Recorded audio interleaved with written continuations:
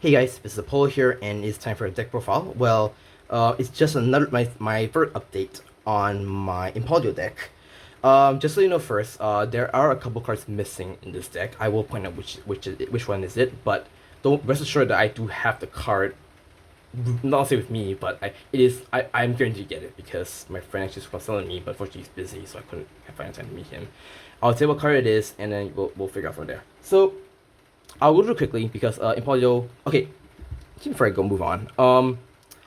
After getting the reprints and the generics and maybe the new support here and there, I find the deck actually functions so much more consistently compared to my previous build.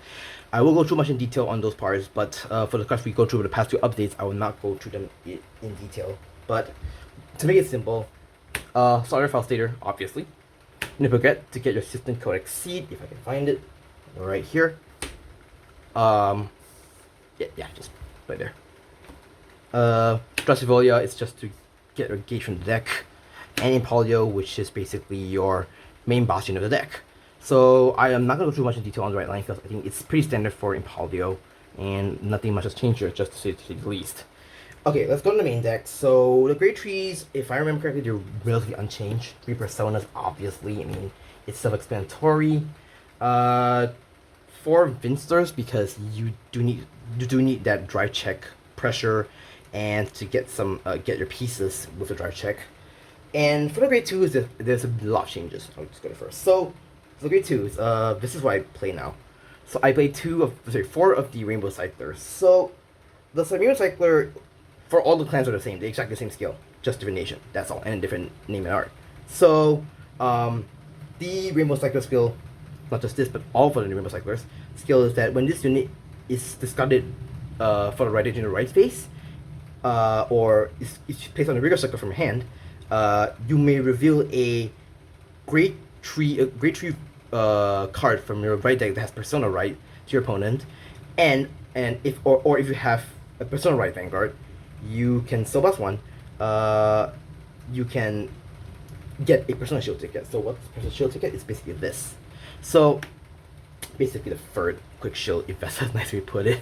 So the Persona Shield is a really interesting way to play. So the Persona Shield basically, okay, what it does is basically the quick shield, shield, but there are some restrictions, so I'll go through quickly. So when you use the Persona Shield, it gets into 10k power for that battle for that attack. So and in this turn, during that turn, you can play up to 2 more Blitz orders. Now, before I go on saying, oh, you can play 3 Blitz orders, that's not the correct ruling. The ruling states that when you play the Persona Shield, it's already counted as 1 Blitz order.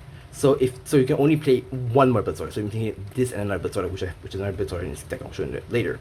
But essentially, what this does is that, okay, you can technically stack like 1 Persona Shield, and maybe another Blitz order, if you want to put that simply.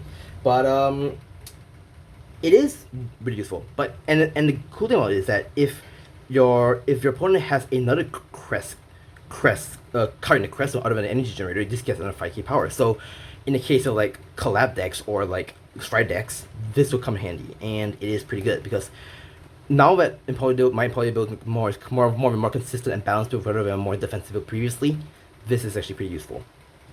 Right, so okay, here's the so-called new card that I'm supposed to get, but I don't have it at the moment, but I will tell you what it is. So it is the double rare, grade 2 double rare from DZ-BT07, which is whoops, sorry, sorry about that. But it is Radial RNA. So that card itself is pretty good in this case. Now I'll explain more about it. I'll just go to this real quickly. Don't mind the art, but I'm just saying what the skill is, just pretend it's that card.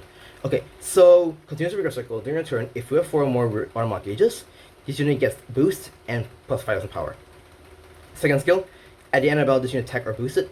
If your card was put as an automatic gauge this turn, you retire this unit, choose an opponent's rear guards, and retire it. So essentially what this does is that it basically opens the field. And I'm talking about, the reason I'm talking about this is because in the current trend, let's say Artisaria, which is, I mean, a lot of people are going crazy with that deck right now, you do want to make your front row rigor circles open. So usually when I face opponents that really try to control my board. Like, okay, let's say, basically two decks I think of, Messiah and Artisaria. So what I usually do is that when I'm facing these kind of decks, I'm gonna put one Vinster on the other side and the Radial on the other side. So essentially what it does, and after all that's been done, they will just retire immediately, and then your opponent cannot do anything to lock on the front row. At most, at most, they can only block at the back. So it does open up for to sort of, you know, give your opponent a bit of a challenge to think of how they can control the board really. So and if you really want to change ratios, you can play 3 of the Rainbow Cycles and 4 of the Double Rare if you want to make it. If you want to make, if you're more the type who's worried about that, there's a lot of control decks out there. But honestly, at least for now, I'm playing this ratio. I will change around the ratio and see what it might end up with. But you can experiment and see yourself and see which one suits you better. I'm playing 4 New Invokes, obviously because of the power and the shield value. I'm playing 3 Roving Probes because, oops, can't see right there. There we go. So I'm playing 3 Roving Probes. Same because it is your discard fodder, and not to mention you with this stuff here, you have 7 discard targets in for your right deck. So not only that, not only this thing can give 10 power when used for Impauldio skill, but also you can social energy charge, which in this case I don't have Bubble Mine in this deck. It does help in this case.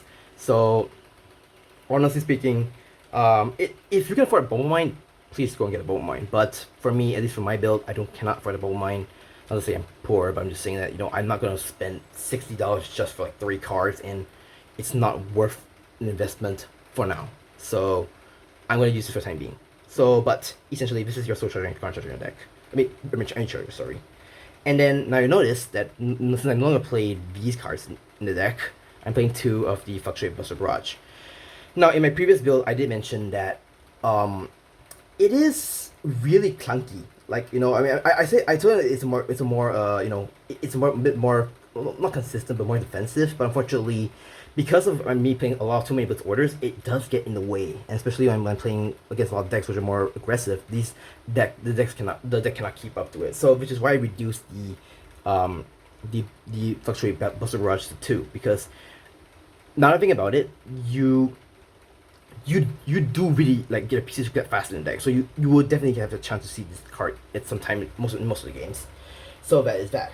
The great ones I think is really unchanged. I only play 4 of the Heavy Water Dragons. Basically, it's just your secondary board builder. I mean, if you really want to be more consistent, you can play Ball Raid if you want to get a draw power, or if you really want, you can also play what's that card?